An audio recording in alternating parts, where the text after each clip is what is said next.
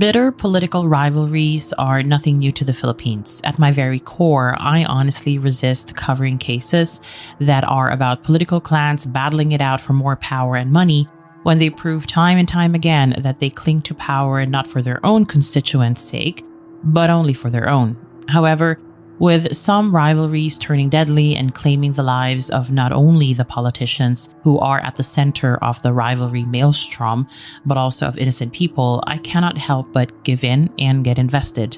Case in point is the Maguindanao Massacre, which started as a rivalry between the Mangudadato and Ampatuan families, but ultimately took the lives of many innocent people, including journalists, a pregnant woman, and her unborn child. And this is the essence of such political rivalries. They rarely stay just between the warring parties. Casualties are almost always present in one form or another.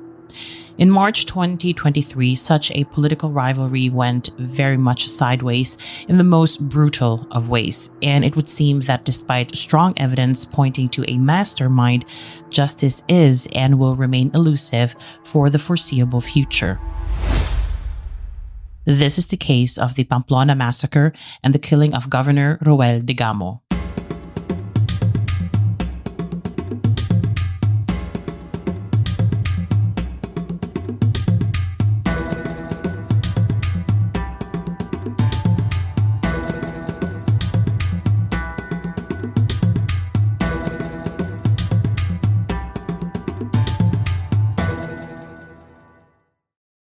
Mabuhay Lagim fam, welcome to another episode of Lagim, a Filipino true crime podcast. I made a bit of a mistake with my episode numbering, so to clarify, you are now listening to episode 16 of season 4. If you're new here, welcome to the Lagim fam, and if you've been here since day one, welcome back, and thank you for stopping by again. If you want to know how to support me or follow me on social media, make sure to stay until the very end and to check out my show notes as well. Remember that this episode is a bit longer than my recent ones. It is a bit of a deep dive, so make sure to take breaks in between when needed. Without further ado, let's get started with today's case. As always, details in this case might be triggering for some people, so please take care of yourself whilst listening.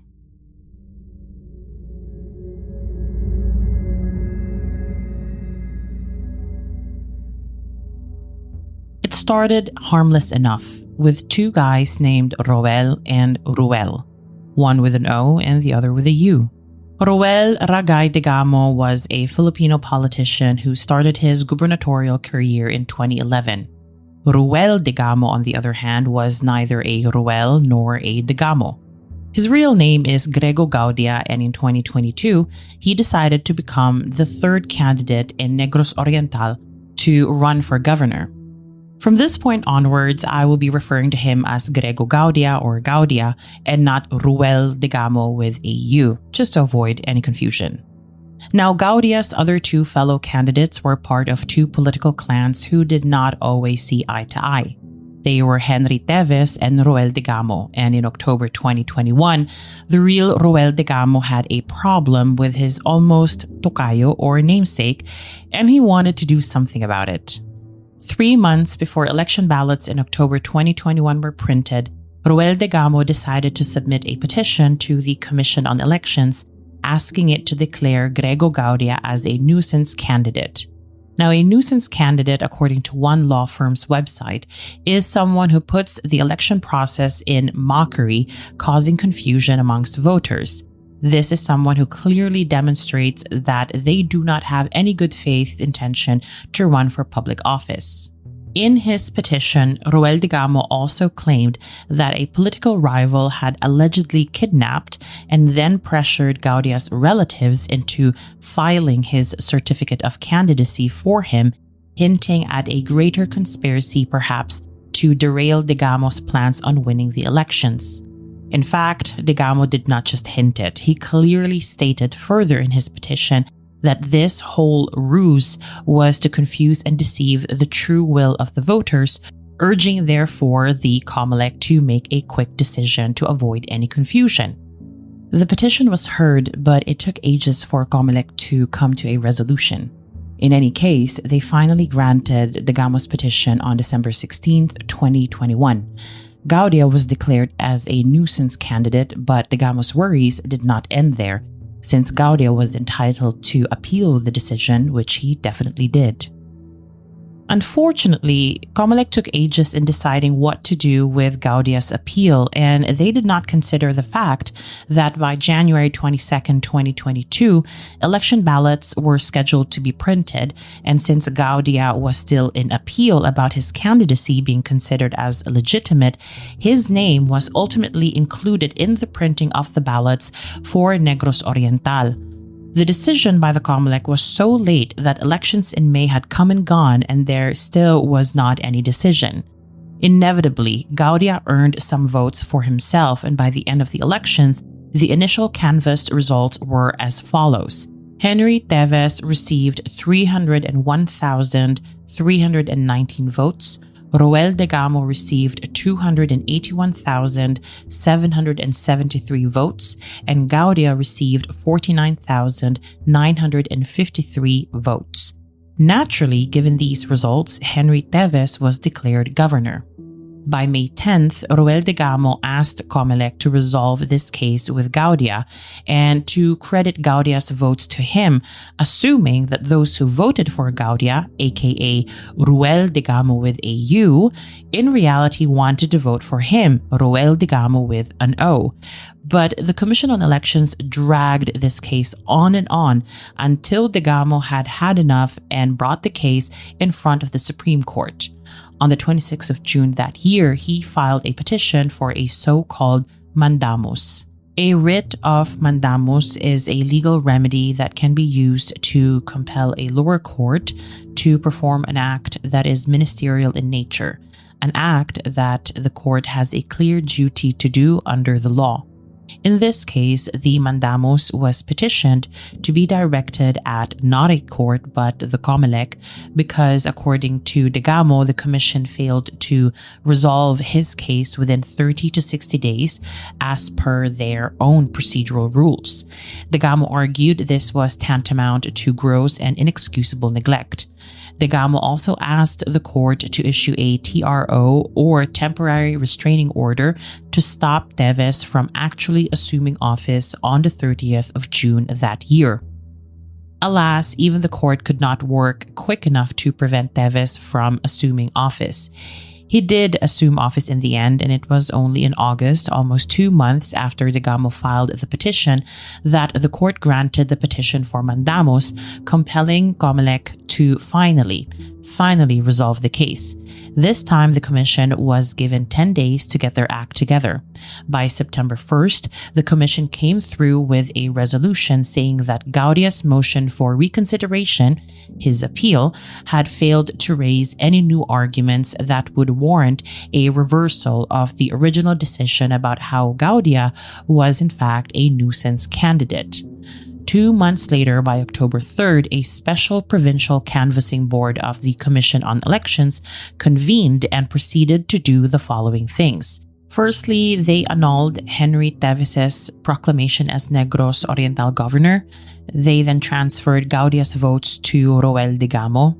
They then amended and corrected the certificate of canvass and then proclaimed Roel Degamo as the true winner of Negros Oriental's gubernatorial race.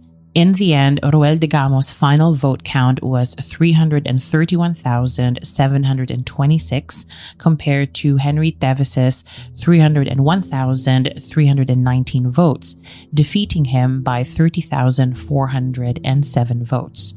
So after all this, what now? Teves was never going to just leave his post without a fight. He filed a temporary restraining order against Degamo to prevent him from immediately assuming power in light of Comelec's decision. On the 11th of October that year, Teves announced to his supporters that in order to avoid any further escalation of tensions between his camp and Degamo's, he would finally step down, thanking the Negrenses for their support in a Facebook post. And that should have been it, right? Lots of people were relieved to see this problem resolved. From Interior Secretary Benhur Abalos down to other local politicians in the Visayan region, there was a sigh of relief that finally services by the local government in Negros Oriental could be delivered optimally again now that there was a sitting governor. The result of this months-long process was hailed as something to imitate, as both parties seemingly managed to set aside politics and instead work in unison in the interest of the people of Negros Oriental. Now, sure, by early 2023, we would then learn that Henry Teves could still not quite let go of his very short tenure as governor and wanted to take back his seat from Degamo, but the High Court dismissed his petition and supported the Commission on Elections' decision to proclaim Degamo as the true winner of the controversial gubernatorial race. And that should have been it. However, little did we know that less than a month later, Roel Degamo and several other people would then lose their lives in what looked like a planned hit, a possible continuation of a conflict we thought was over, but never really was.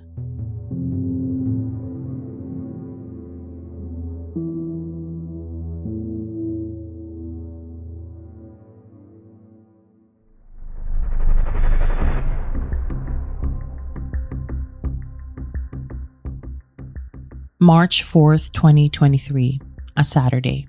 It was gearing up to be another hot day in Pamplona, Negros Oriental.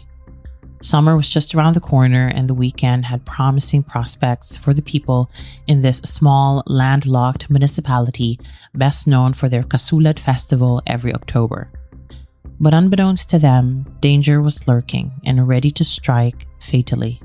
At approximately 9:36 in the morning, 6 men approached the residence of Governor Roel Degamo in Pamplona and casually knocked at the front gate. Earlier, they arrived in a convoy of cars and got off without attracting any attention. It was not abnormal for people to drop by the governor's residence. Like most Saturday mornings, the governor was meeting his constituents for a local aid distribution initiative. This usually took place in a temporary makeshift reception area, which in reality was a car park. As the men were let in, despite them carrying assault rifles and being in military uniform and bulletproof vests, the men made sure to spend a few seconds to survey the scene. And then it happened. At around 9:50, the men in military gear opened fire.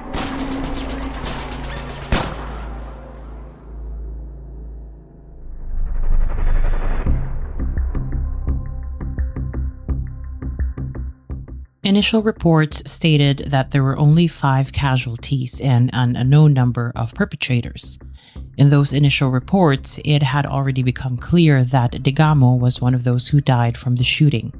It was said that he was pronounced dead upon arrival at around 11:41 in the morning at a private hospital nearby. The Philippine National Police, or PNP, were alerted pretty quickly, and they knew they had a high-profile case on their hands. Initial interviews with the many witnesses on site yielded that there could have been at least 10 perpetrators, of which 6 were gunmen who opened fire. They were then seen by the witnesses fleeing from the scene in 3 SUVs, which they later abandoned at a different location. As the hours passed by, it would also become clear that there were way more dead people than the 5 who were initially reported. All in all, 10 people were shot dead and 12 were injured in this attack. Apart from Degamo, the other slain victims were identified as Barangay Captain Florenda Quiniquito, Barangay Councilman Jose Maria Ramirez, and civilians by the names of Jomas Canseco, Jerome Makiling, Crispin Vallega, Jesse Botay, Jose Retada, and Michael Fabugais. The injured victims included Army Sergeant Edmar Sayon and media practitioner David Torian. It was now up to the PNP to find out who was brazen enough to launch such a brutal attack on a politician in broad daylight.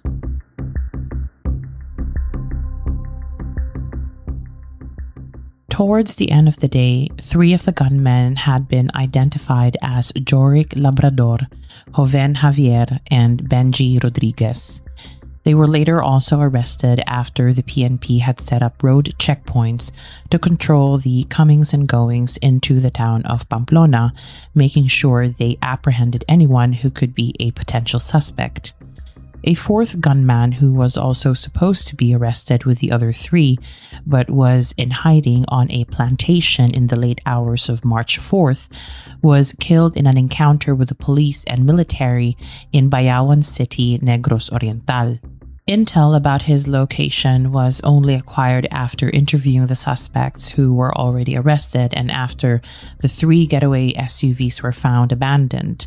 This man was later identified as former NPA member Arnel Labradilla. A day later, on March 5th, a man named Osmundo Rivero was also arrested. At this point, the public would be informed that the gunmen had quite the arsenal.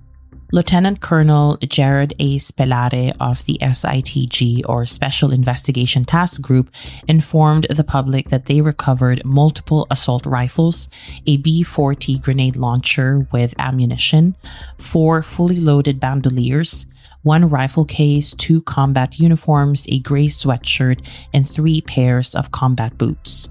All the arrested suspects, as it turned out, were former army soldiers who were dishonorably discharged in the past due to alleged involvement in crimes involving illegal drugs and for being AWOL, or absent without leave. The first 3 arrested suspects all held the rank of corporal, with one of them being a former scout ranger, someone who was previously trained in anti-guerrilla jungle warfare, raids, ambushes, close-quarter combats, urban warfare, and sabotage. With this in mind, I think it is safe to say that it did not matter how many bodyguards Degamo had, if he had any at all, or what weapons they carried with them.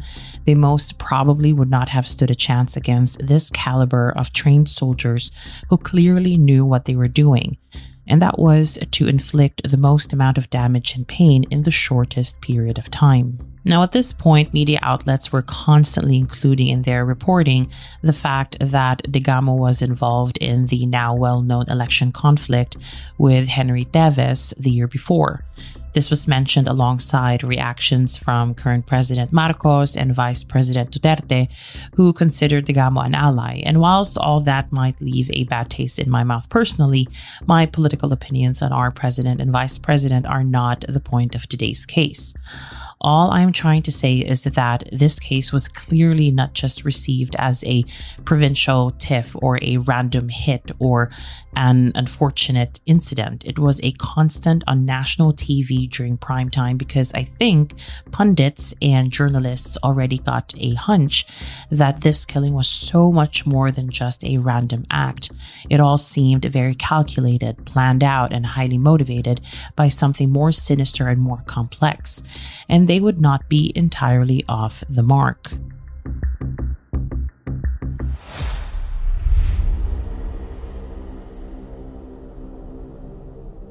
Right from the word go, it became clear to the PNP that they were dealing with members of an organized criminal group.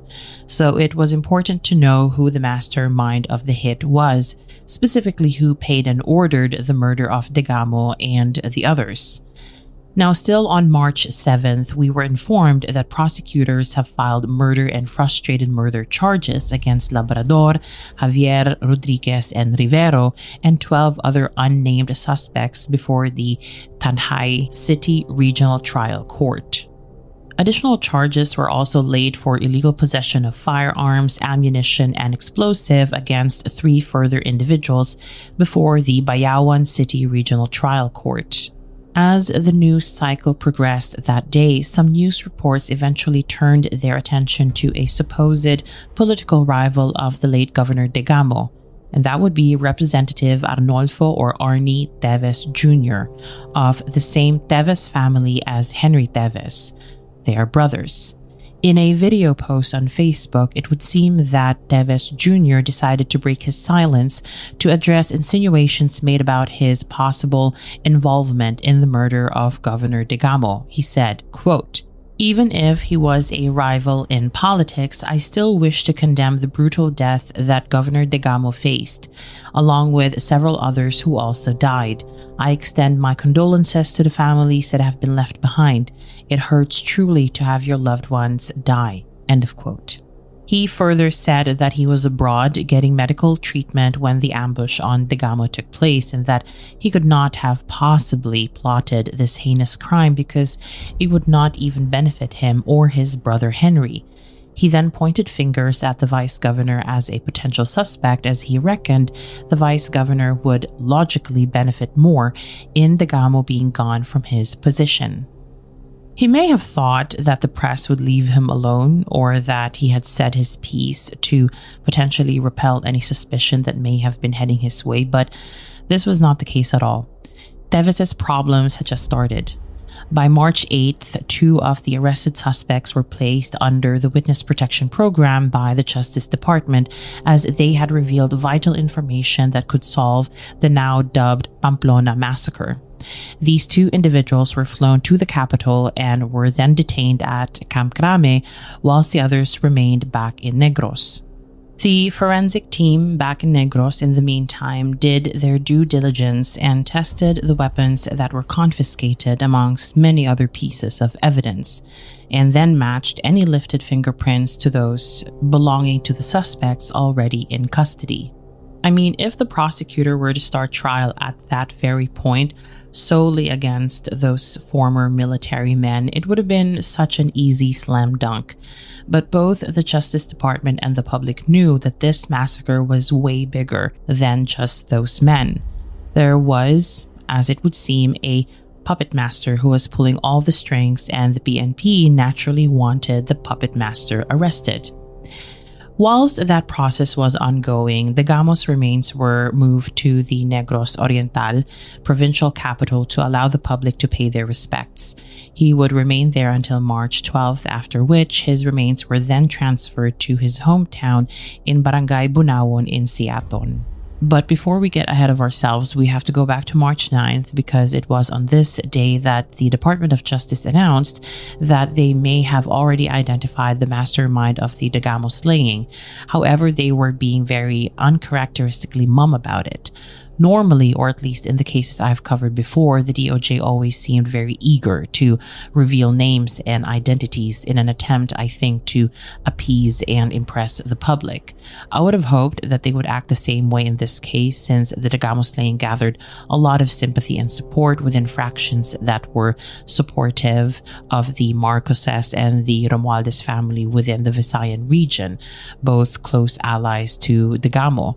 Of course, this included the president himself, who demanded a quick resolution to the case and who even dropped by the late governor's wake on March 8th. I suppose because the stakes were really high, the DOJ wanted to err on the side of caution and make sure that their intel was solid. So, at the risk of prematurely revealing the name of this elusive mastermind, the DOJ instead explained that the 2 suspects now under witness protection, namely Joven Javier and Osmundo Rivero, revealed that a prominent person had ordered the hit through a middleman named Marvin. As a result of this order, 4 plans were drafted on how to kill Degamo. They planned to kill him either through an ambush, by a sniper attack, or by abducting him from a public setting, or by attacking him at his residence. It looks like Plan 4 made the cut in the end. Now, these conversations about how to kill Degamo were apparently had during a video call with this alleged mastermind.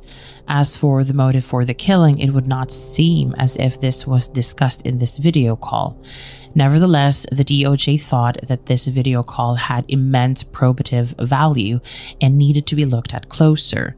In addition to this information, the DOJ also added they have learned of a pattern of impunity whilst investigating the Degamo case. Secretary Remulla was vague, but my understanding is that the killing of Degamo was just one in a long line of perhaps many crimes that the mastermind and his associates may have maybe gotten away with in the past. Despite this vague allusion to a bigger picture, a bigger plot, or a bigger conspiracy, the DOJ was nonetheless confident that their investigation would end soon with the information they had uncovered from the suspects turned state witnesses. But as we know now, this case would later take a very weird turn. But more on that much later.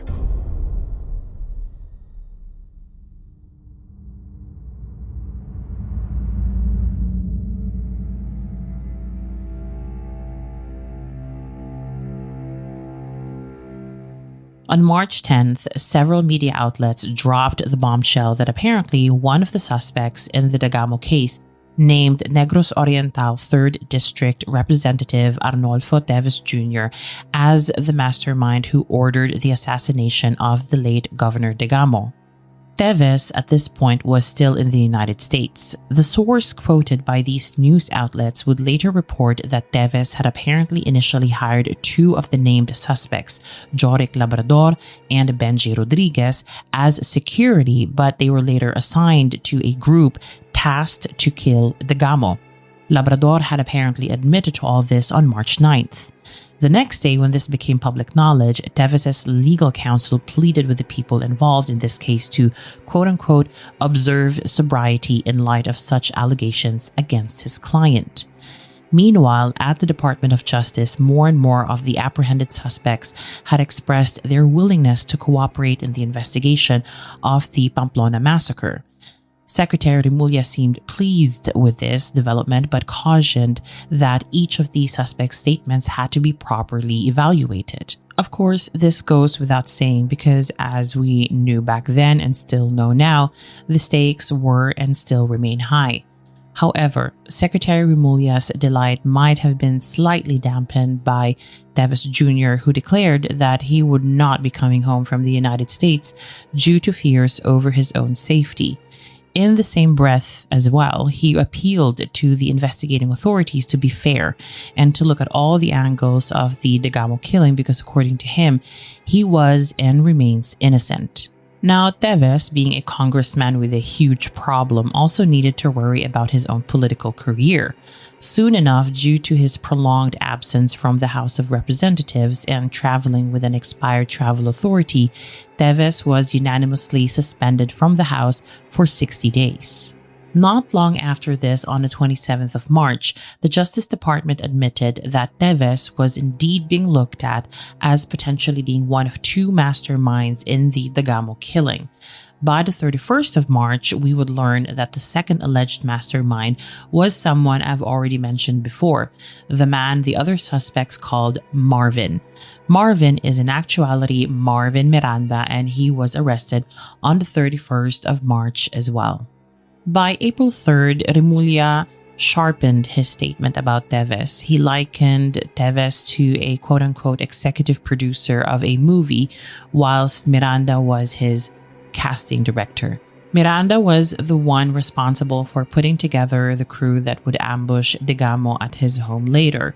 He allegedly recruited 11 former army soldiers as hitmen and provided logistical and material support in the planning and execution of Degamo's assassination. In a press conference, we would also learn how Miranda allegedly received instructions from Teves, whom he referred to as Boss Idol, Big Boss, and Kalbo, the Tagalog word for bald. Miranda, as Interior Secretary Ben-Hur Abalos explained, was not a first-time acquaintance of Teves. He supposedly had very strong connections to the congressman as he was a longtime security and bodyguard for the lawmaker. Miranda also has a criminal rap sheet that contained convictions for illegal possession of firearms.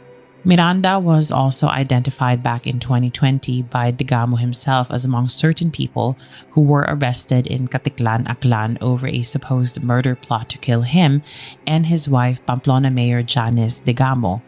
In this current case, however, Miranda was also consistently mentioned by the gunmen who killed Degamo, and so the Justice Department felt that with Miranda's arrest, they had finally found their missing and vital link to Teves. Miranda was eventually charged with 9 counts of murder, 13 counts of frustrated murder, and 4 counts of attempted murder. So the tides had now completely turned against Teves because he was now being unequivocally implicated in this high-profile assassination. On top of that, news outlets had started to unearth old news items about multiple murder charges against Teves, which were in connection with the deaths of 3 people in Negros Oriental in 2019. He is also still facing additional criminal charges for alleged illegal possession of firearms and explosives. This whole situation was part of the culture of impunity that the DOJ was probably talking about earlier, and I'm going to expound on that a little bit and very briefly later, but needless to say, Teves was not a squeaky clean character even before the Degamo killing, so it is no wonder that calls to get him back to the country were getting louder. People wanted to see someone punished. People wanted to see some accountability. As for his political career, Governor Degamo's family was asking at this point for Teves's expulsion from the House of Representatives. In all of this, we do have to remember that no charges had been filed yet against Teves. So despite him being implicated through statements of the Justice Department and Interior Department secretaries, the Justice Department said that they were observing due process and were not yet ready to file charges. In the meantime, the investigative efforts of the PNP and NBI had so far resulted in 12 suspects being in police custody 4 weeks after the crime was committed, which was considered a partial victory by the Justice Department. Most, if not all of these suspects were transferred from Dumaguete to Manila for fear of their safety. Secretary Remulla explained that things could happen in Dumaguete, probably alluding to the culture of impunity in Negros Oriental and therefore there being a potential threat to eliminate the suspects who at this point had decided to cooperate fully with the Degamo investigation. I reckon we can give the Justice Department props for so far doing an okay job in this case, but there was and is no denying the elephant in the room that the Justice Department needed to address and figure out, and that is the absence of Congressman Teves Jr. There were musings at this point of getting Interpol's help through issuing a blue or maybe red notice to either monitor his movements abroad or apprehend him. The only problem is a red notice can only be issued if a case had actually been filed locally. This was not applicable in Teves's situation. Now, I did not find any more follow-up articles on the Interpol matter, so I'm not sure if this was ever initiated or is being initiated as we speak. What was for sure, though, was that the Teves situation would only get more complicated as the month of April progressed.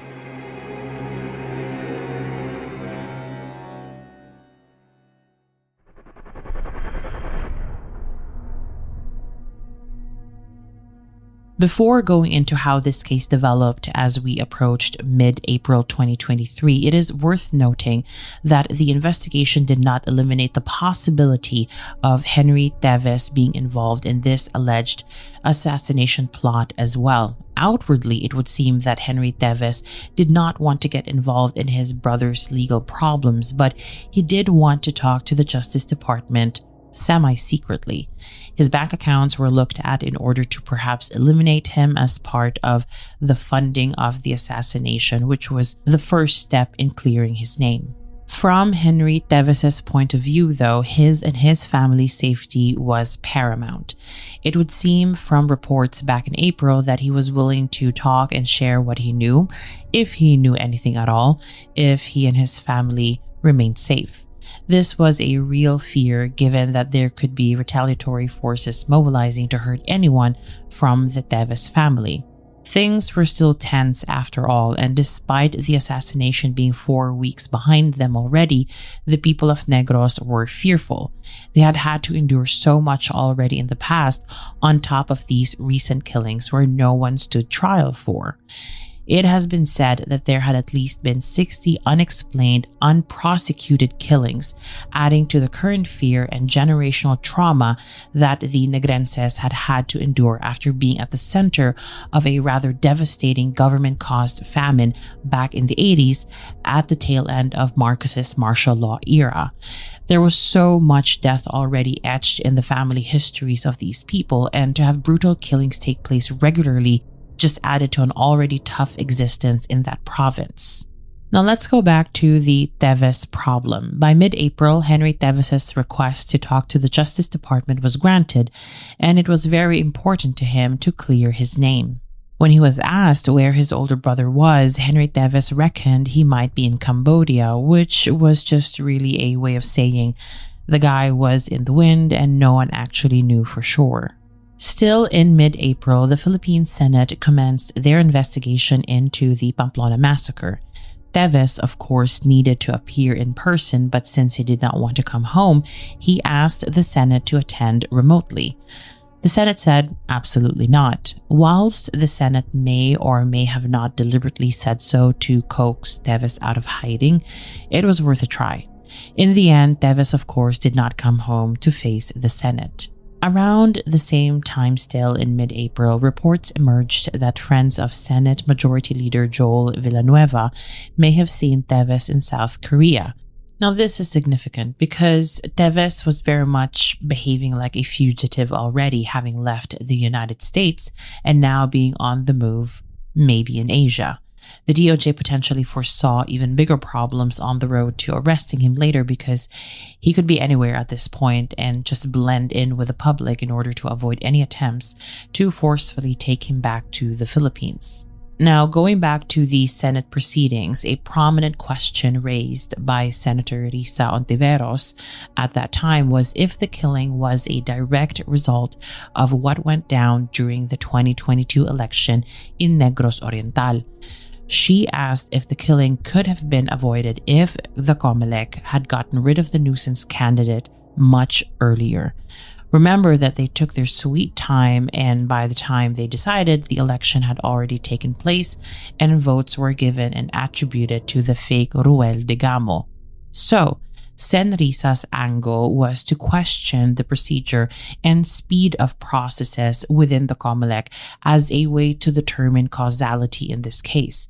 It is a good question that percolates outside of the criminal case, which already deals with the who done it and the how and when. Whether people might think this question by Sen Risa is far-fetched or not, the very slow speed with which the COMELEC resolved the nuisance candidate issue deserves an answer that is in the best interest of the wider public.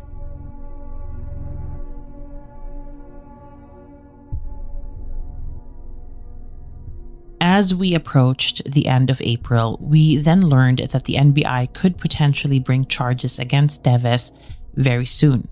Furthermore, Justice Secretary Remulla announced that the NBI would be presenting documents to the ATC, or the Anti-Terrorism Council, in support of the DOJ's plan to tag Arnie Teves Jr. as a terrorist. If you're wondering how on earth they could justify this, it would seem that the DOJ was trying to frame the many killings in Negros as being connected to Teves somehow. Remulla was not clear about this, however, and I remember reading this and being completely perplexed that this was not being formulated clearly enough for even the public to understand. Was Remulla saying that Teves had a definitive hand in those killings? Because that is how it sounded to me when Remulla was first talking about it. In any case, this prospective action by the Justice Department would garner some mixed reactions. Is Teves really a terrorist? Would naming him as one set a bad precedent for when someone comes along who might do something or has done something more akin to what we perhaps associate with acts of terrorism? These are all open questions still to this very day, but I will try to revisit this issue later in the episode towards the end. This now brings us to May of 2023. After tentative sightings of Teves had been reported here and there, especially within the Asian region. We would learn on May 9th that Teves had entered the small Southeast Asian country of Timor-Leste to seek asylum. This application was denied, and for some time we were again left wondering where Teves would pop up next. Now, back in the motherland, the NBI finally filed multiple murder, frustrated murder, and attempted murder charges against Teves and some other suspects. This move was a long time coming, and it would become even more significant because by May 22nd, Osmundo Rivero, who amongst many things implicated Miranda and Teves, had suddenly decided to recant his whole testimony by filing an affidavit of recantation before a special panel of prosecutors who were being tasked, or who are still being tasked, to see this case through. Osmundo Rivero also stated in his affidavit how he will one day or very soon name the real people who ordered the hit on Degamo. His lawyer further alleged that Rivero was not given proper counsel or proper representation when he was turned over to the DOJ after his surrender. The legal counsel that Rivero was given was a public defender, and according to him and his lawyer, this public defender had apparently advised Rivero to just give the police what they wanted so that he would not get hurt any further. Additionally, this public defender did not assist Rivero well enough when the PNP had apparently made him sign some documents. Furthermore, Osmundo Rivero said that even though he gave the police what they wanted, as per his public defender's advice, he did eventually get hurt. So he is also alleging that the PNP tortured him in order to get a confession out of him. In reality, according to Osmundo Rivero, he did not know Marvin Miranda, and he never meant to tag Teves as part of this murderous enterprise to kill Degamo. Now, this development was more than a small hiccup in the prosecution's case, or in the DOJ's case, against Teves and the others. Rivero's lawyer was demanding a new investigation into the killing, mainly to absolve his client of any involvement. On top of this rather devastating affidavit, Osmundo Rivero filed a petition for habeas corpus before the Manila Regional Trial Court, asking it to demand of the DOJ and NBI to release both his son and wife, who he believed were being illegally detained. Rivero explained that on March 5th, he and his family were taken by a team of soldiers from their residence in Bayog, Zamboanga del Sur, then transported to Pagadian City 3 days later, and then to Manila by March 19th. Rivero was making it sound as if he was some random scapegoat, abducted to take the fall for what happened to Degamo. Suddenly, the DOJ's case was not looking so clear-cut anymore. They were definitely not ready for victory, especially after what happened in the next few days towards the end of May. 24 hours after Rivero recanted his testimony, 3 other suspects recanted as well. A week later, another 3 recanted their statements. Ironically, on the same day, the House of Representatives imposed yet another 60-day suspension against Teves. So, with all these retractions, what did the DOJ think?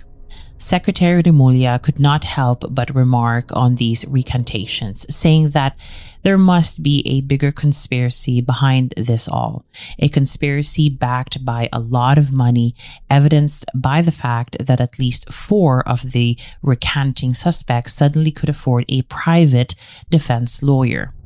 Of the comments about lack of proper counsel and ill treatment, Remulla reiterated that the suspects were given public defenders and that their families were taken into witness protection. Lastly, Remulla explained that the suspects were neither tortured nor coerced, as they gave their statements freely, with CCTV cameras recording them and doing so in front of their own lawyers and some witnesses. Remulla, I suppose, did his best to dispel the allegations from these few suspects, but the greater difficulty that came with the retractions was that no further cooperation was taking place between the suspects and the prosecutors or the investigators. The prosecutors would have to run with the case they had now, or at that point, without any further input from the suspects who earlier this year were very willing to cooperate with them.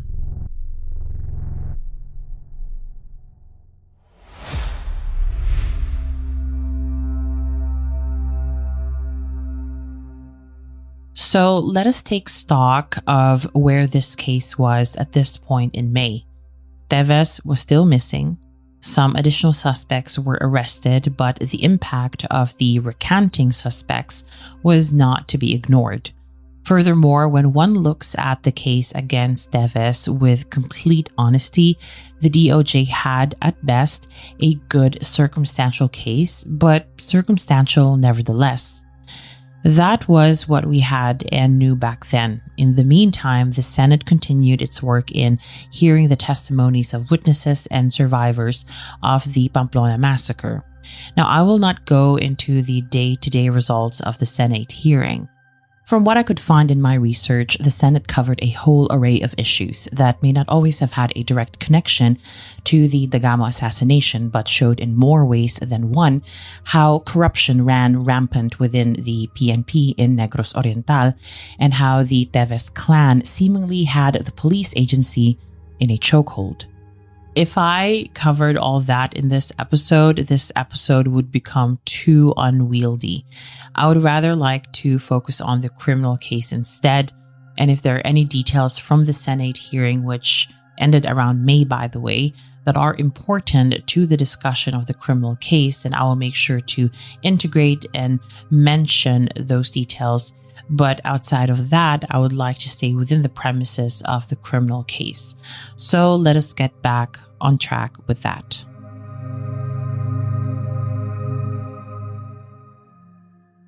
So despite me saying that the DOJ has at best a circumstantial case, the DOJ itself did not want to admit defeat just yet. After all, the case still needed to be tried in court. The Justice Department continued to say to the public that the case remained strong despite all the retractions because, according to the senior deputy state prosecutor, just because the suspects recanted does not mean their prior statements were actually and automatically untrue. The prosecutor was convinced that other pieces of evidence would contradict any new contradictory statements that the recanting suspects may give.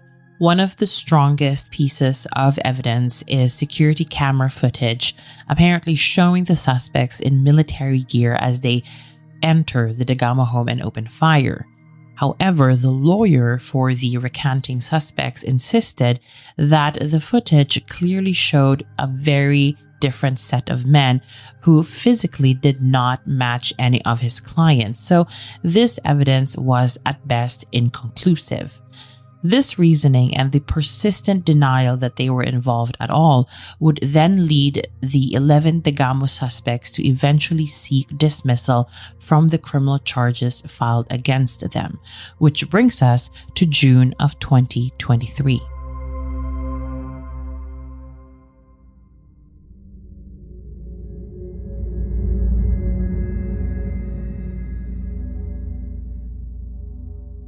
The 11 suspects accused of killing Degamo and 9 other people implicated in this heinous crime had asked the courts to junk the complaints filed against them in June. They professed their innocence and asserted, as already mentioned, that they had been tortured and coerced into confessing that they had been involved in this assassination. They also alleged that they were illegally arrested. They also asked the court that they be medically examined to prove that they were subjected to torture a couple of months earlier. More importantly, the suspects asked the court to prevent a prison transfer to Manila City Jail, fearing that by doing so, their lives would be under threat. At this point in the story, I do want to say, for the sake of balance, that it is entirely possible that these suspects really went through what they said they went through. It is not unheard of in the Philippines that people are targeted, coerced to give a false confession, and then prosecuted for crimes that they did not do. I know that I may have insinuated earlier that these suspects really did what the DOJ told us they have done, but until the government's case has been tried in court, the suspects remain just that, suspects. Hence, I also said that at best, the DOJ had a good circumstantial case as early as May this year. But with all these retractions, I believe that the case may have sustained a dent at this point, because the allegations by the suspects are rather heavy and deserved to be looked at closely. On the same day that the suspects had petitioned the court to decide a plethora of issues, 5 other suspects had also decided to retract their statements about the Degamo killing, causing yet again a bit of a problem for the DOJ. The 5 suspects who recanted on June 1st pretty much said the same thing as the other 11, including untagging Teves as the mastermind and alleging torture. As a response to this blow to their case, the DOJ through Secretary Remulla stated that their case still remained strong, and most importantly, the suspects who recanted had in essence committed perjury, which is well and good when said in a press conference because it makes for a good soundbite, but the DOJ actually needed to charge the suspects of perjury and prove that this was committed in order for such an accusation to have any effect at all. For Remulla, all the retractions and all these petitions were simply dilatory tactics to delay proceedings. He also added rather confidently that it was Marvin Miranda who orchestrated this mass retraction, hinting again at a bigger conspiracy to derail the government's effort to prosecute the suspects and Teves. Now, apropos Teves, he was said to have stayed in Timor-Leste after his application for asylum was denied. He was encouraged to come home over and over again, and he was also given many reassurances that he will be kept safe, with even the current president guaranteeing his safety upon his return. But Teves Jr. was and is still holding steadfast by refusing to fly back to the Philippines. So, where was the case at this point in June? The suspects had not been arraigned yet, despite this case now being in June and the crime having taken place back in March. It was the Manila Regional Trial Court that deferred the arraignment twice because of the petitions submitted by the suspects, amongst many other things. The court had then decided to reschedule the arraignment for July 19th. Now, just to be clear, this main case does not involve Teves just yet because his separate case was still being investigated further. Now, speaking of further investigation, around the same time when the court was rescheduling the arraignment, the Senate also expressed the intention to restart their investigations given the retractions of the suspects in this case. Again, I am not covering the content of the Senate hearings unless parts of it become relevant to the DOJ's criminal case.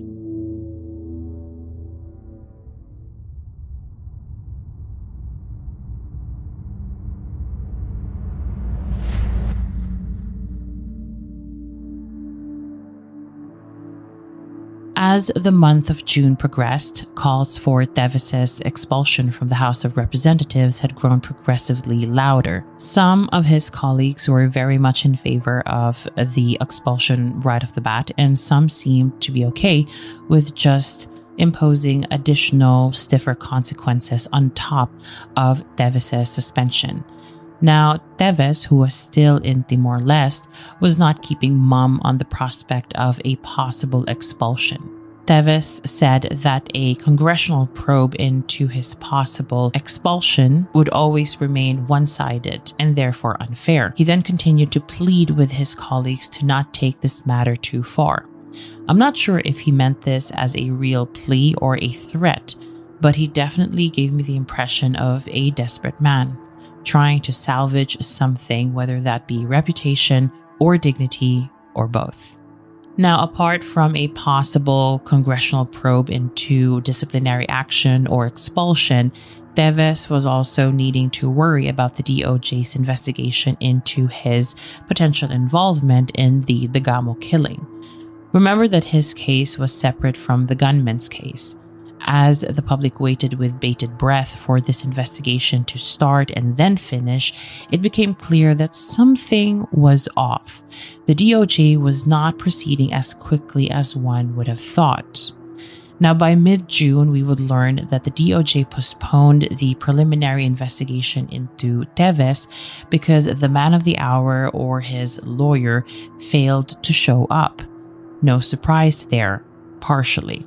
It was pretty clear to everyone that Teves himself would be a no-show, but for his lawyer to also not show up was more than concerning. So the DOJ rescheduled the hearing for June 27th in the hope that either Teves would show up or maybe file a counter affidavit to get the process going. After all, anyone who files a counter affidavit has to also appear in person and swear by that statement. Now, this was a way to get Teves home, of course, and you have to admire the tenacity of the Justice Department at this point to get Teves home. The DOJ tried a lot of things. I mentioned earlier their attempt through the NBI to get Teves to be classified as a terrorist. If tagged as a terrorist, the DOJ could freeze Teves' assets, and that would hit a whole other pain point with the congressman. There was a further plan to get his passport canceled to probably force a deportation from Timor-Leste, as he would then become an illegal alien without an official travel ID. So despite these creative ideas to get Teves home, at this point in the case, it would seem that the DOJ's case against Teves would end up slightly stagnant because without the man himself, there was little the DOJ could do to push for a preliminary investigation, let alone criminal proceedings. So it was sort of appeasing to learn that the investigation into the other suspects did not completely stop, especially given the retractions. By June 13th, news broke out about how DNA samples taken from the vehicles used by the suspects in the Degamo killing matched to at least 4 suspects who were still in the custody of the NBI. This was a very important moment for the DOJ, who believed that despite the retractions, they could still present a compelling case because of such primary forensic evidence, i.e. the DNA results. Now, as I have said in the past, despite my legal training, I'm not an expert in criminal law at all, let alone Filipino criminal law, but I foresee a problem here if primary evidence is limited to unclear or grainy CCTV footage and some DNA samples alone, without any sworn testimonies or statements from the suspects. Well-known Filipino lawyer Salvador Panelo certainly thinks that as well. He says that with all the recantations, there is barely probable cause. Now, lawyers like Panelo or myself could say whatever we want at this point, but in the end, it is the court who decides whether there is probable cause and whether it is okay to proceed with the case at hand. Nevertheless, in my very limited criminal law experience, I thought that at that point in mid-June 2023, the DOJ's case looked very much like it was circling the drain. Now, towards the end of June, Teves had made himself known again and stated that he may be persuaded to come home if another government agency took over the murder case filed against him, as he feared that the DOJ was very much biased against him. Teves' camp proposed that the Ombudsman office would be the one to investigate his case. So why would Teves suggest this? Well, according to him, the DOJ is biased against him and hell-bent on prosecuting him. According to his lawyer, Ferdinand Topacio, the DOJ had in the past ignored a witness who had said that the mastermind of the Degamo killing was someone entirely different and certainly not Arnie Teves Jr. Topacio, Teves's attorney, went as far as calling any court who would allow the DOJ to present the government case as a kangaroo court. He complained about what he perceived as a daily crusade by Secretary Remulla to pin the murder on Teves, insinuating perhaps that Remulla was trying to unduly influence the incoming proceedings. Topacio talked about Remulla's actions as a violation of the Constitution and the right to due process. These are very heavy allegations, but I cannot blame Topacio or Teves for making them.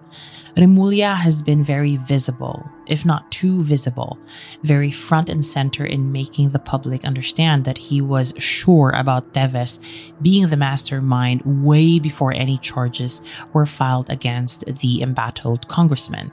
Whether he was trying to unduly influence the criminal proceedings or not is anybody's guess, but with Topacio raising this issue, the DOJ may have invited yet another difficulty into their already problematic criminal case against Teves. It is no wonder that Teves asked the DOJ to inhibit themselves from handling his case, but by the end of June, the DOJ prosecutor said, "Absolutely not. We are keeping this case." The prosecutors argued that they functioned independently of Secretary Remulla, who was the main person being accused of bias in the first place. Now, I have split feelings about this because in the end, both the panel of prosecutors who work for the DOJ and Secretary Remulla himself are part of the same agency, and if there is but a hint of a lack of impartiality on Remulla's part, it could likely poison the whole well, so to speak. But the prosecutors did not believe this. They were determined to follow through and even gave Teves until July 17th to file a counter affidavit, a mere 2 days before the other suspects in this case were supposed to be arraigned.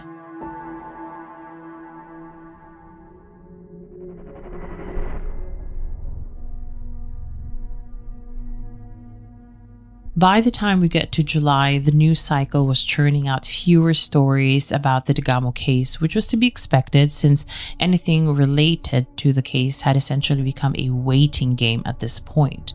When was Teves coming back? Is he coming back at all? What would become of the investigation against him? How long did we have to wait for a trial following the arraignment of the other suspects? All a waiting game. Nevertheless, some interesting things did happen in July that served to remind us that justice was still sort of out of reach for the Degamo family. First off, the 5 suspects who said they wanted to retract their statements the previous month finally made it official, bringing the official number of suspects with retracted statements to 10, meaning there are 10 people now who had taken back their statements about Arnie Teves Jr. being the mastermind in the Pamplona massacre. Unsurprisingly, Remulla had to release a statement expressing that the retractions merely confirmed his theory of a conspiracy to delay this case and protect Teves. In the background, the NBI's response was to file additional evidence, which included clearer copies of photos and videos of the crime scene, which was a good move. Having more forensic evidence in the absence of the suspect statements could only mean something positive for the DOJ's case. Now, as the month of July progressed, it was finally time for the DOJ preliminary hearings in the Teves case. As expected, Teves remained a no-show, and he also refused to file a counter affidavit, which I found rather odd. If you are hell-bent on professing your innocence, I would have thought that you would want the whole world to know your side of the story, but it would seem that Teves thought and thinks differently about this. Now, these hearings at the DOJ, as I understand it, served to determine whether there was a case to answer at all, as in whether a trial is appropriate. It was decided that it was, so the prosecutors could now finally and formally file a criminal case against Teves, who later responded in kind by filing a motion to dismiss. Whilst the Teves case was now seeing some movement, eyes now turned to the other case involving the 11 suspects. On July 20th, the public and most importantly, the Degamo family were greeted by some disappointing news yet again when it became clear that the arraignment of the 11 suspects was to be postponed again. And so both cases kind of hung in the air, which now brings us to August of 2023.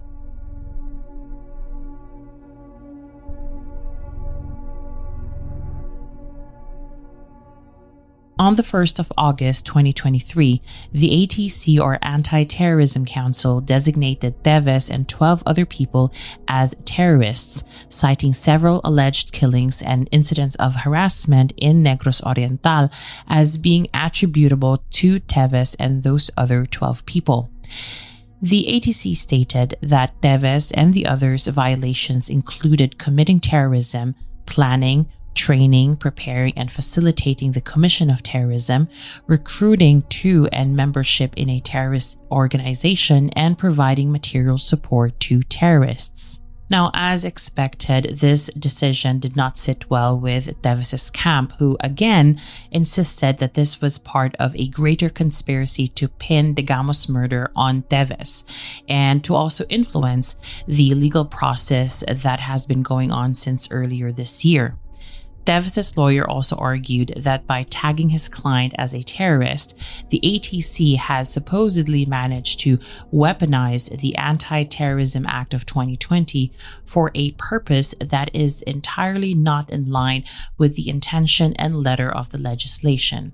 I hate to say it, but he may have a point here. I have read the provisions that the ATC cited in their decision to tag Teves as a terrorist, and it would seem to me that the ATC may have taken advantage of the very general and broad definition of terrorism within this piece of legislation. On the surface, you can fit what Teves had allegedly done in Negros to what these provisions deem as unlawful, but and I hate that I'm going to say this, I do not think that when the lawmakers drafted this piece of legislation, they intended this to be applied to cases like the killings in Negros, especially when nothing has been proven or investigated properly yet and no one has been charged and prosecuted.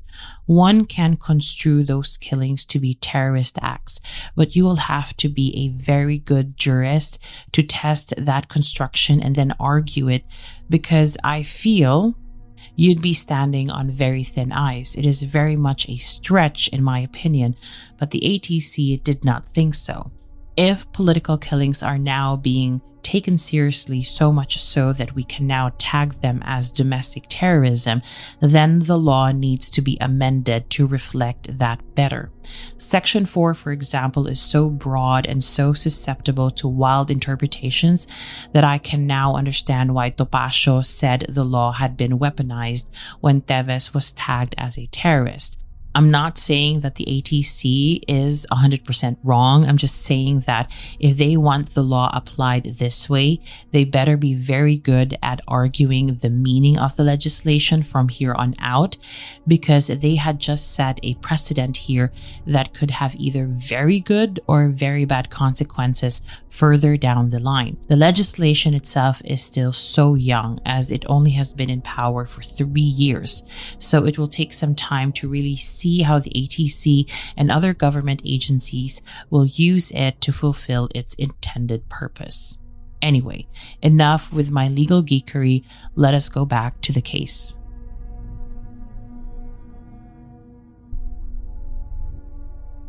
By mid-August, Teves needed to deal with yet another problem. The House of Representatives finally decided it was high time to expel the congressman for disorderly conduct. By the 26th of August, the Justice Department announced that following the charges filed by the NBI with the department back in May, these charges would now be formally made at a regional trial court in Manila on behalf of the Justice Department. The Department of Justice was very eager to get things going, so much so that by the 5th of September, an arrest warrant was finally granted by a court for the arrest of Teves. But what good is an arrest warrant when yet again Teves is in the wind? Some intel that the department or the media had received was that Teves was most probably not in Timor-Leste anymore, but remains somewhere in Southeast Asia and is probably being protected by warlords. By the end of September, however, former Senator Manny Pacquiao, who visited Timor-Leste, confirmed that Teves was in fact still in the small Southeast Asian country. So, where does this all leave us?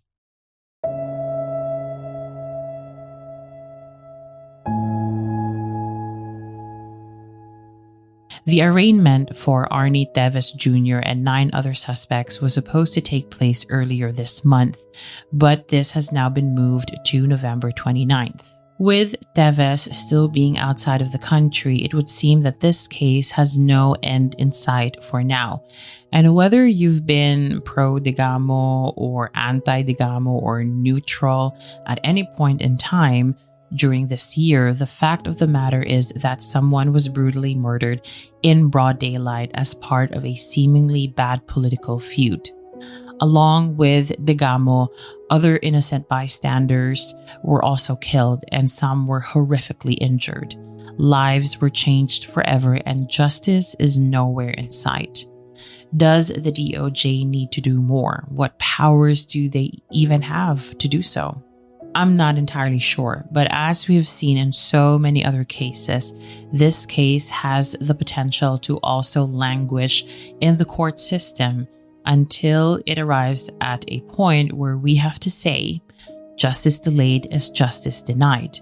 If a high-profile politician who is considered a close ally of the current president and vice president cannot get justice for his murder, where does this leave your common Juan de la Cruz with absolutely no leverage whatsoever?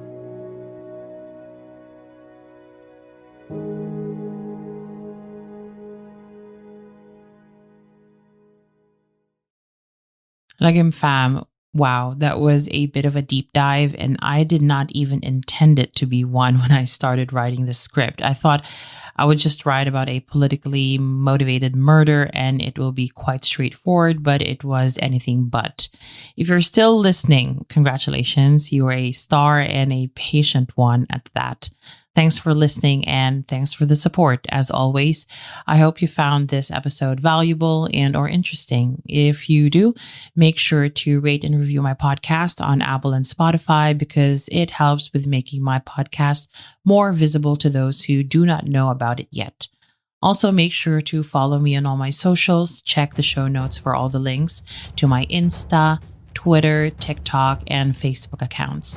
Until next episode, thank you so much, Lagim fam. Maraming salamat at mabuhay.